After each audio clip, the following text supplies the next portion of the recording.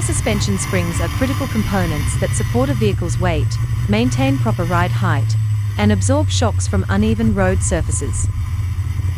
By connecting the wheels to the body, they improve handling, maximize tire contact with the road, and provide comfort by reducing vibrations transferred to passengers. In this video, we will look at how to check the rate or hardness of a coil spring using a spring rate tester. The spring rate refers to how much force it takes to compress the spring a given distance.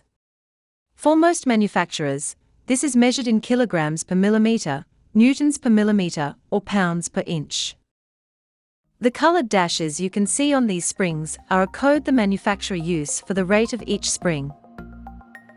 We can use a spring rate tester to check this.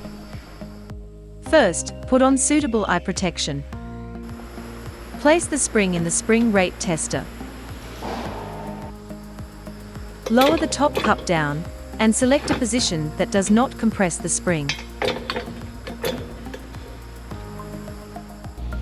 Turn on the load cell and the height gauge.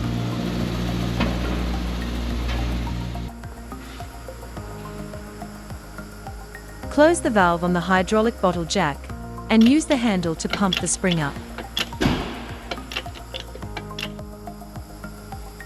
Compress the spring approximately 20 mm from its free length. Zero both the height gauge and the load cell. Now, compress the spring by a further 10 mm. Try to be accurate with this.